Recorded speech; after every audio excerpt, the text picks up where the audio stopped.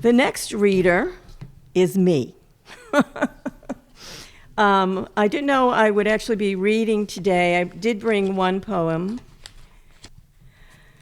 In 2000, I left Boston to take a job in a small township, which is now incorporated as a city, called Aliso Viejo.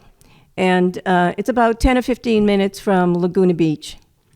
And I went there to help build, lay the foundation for a new university. And if you're an educator, that becomes a lifelong dream. And it was one of the hardest things I ever did, but I returned in 2021, and I went into an apartment in Concord for a little while, and the landlord was, he was an ill man. He had a chronic illness, and it was really decimating him in many ways. And when we discover we have illness, we all decide to do, or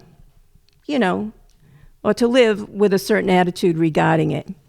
And it was interesting because I also have a chronic disease, and my attitude was to create as much value as I could in my life until there was no more life. And his was the opposite. I mean, just miserable beyond belief. And I would watch him climb this long driveway, and I decided to write a poem. And then I decided to move. So the title of the poem is The Landlord. Dragging one leg, he zigzags uphill to the mailbox. His workman's boot scrapes the pitted asphalt. One crutch anchors his gnarled body. Faded jeans hang from his thinning frame. Neighbors leave him to his chronic despair. Angered by this, his dreary face reddens like a fistful of beets. He wants friends, but is too busy hoarding headstones, each bearing the name of an injustice he has endured. At the top of the hill, he teeters into a half-turn, pretends he is a strong man, and begins the long slog down. So that is The Landlord. Okay. A little bit of applause is good. That's okay. Okay. So I hope I don't pronounce this particular poet's name incorrectly, but the book is The Hurting Kind, from Ada Limon, who is the Poet Laureate of the United States. And I got this, was given to me through the holiday, and I thought I might read one, or maybe two. Let me see here.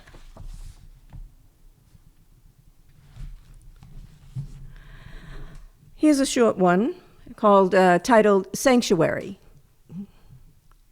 Suppose it's easy to slip into another's green skin, bury yourself in leaves, and wait for a breaking open, a breaking out.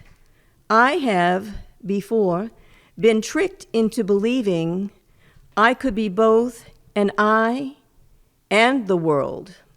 The great eye of the world is both gaze and gloss, to be swallowed by being seen, a dream, to be made whole by being not a witness, but witnessed, which I think is a great compliment to Kate's poem, because she is also asking to be witnessed. We are all asking to be witnessed.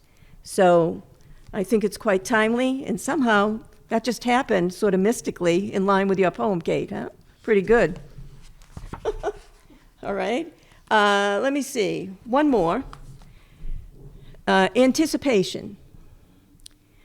Before I dug the plot in our yard, before we had a yard, when grass only grew between stop signs and garbage cans, when I had one pot for a pepper and one pot for aroma on the fire escape. I was planting my secret seeds inside you, the chrism linen curtains billowing in liquid spring wind, the future deepening in the heat. Okay. Thank you.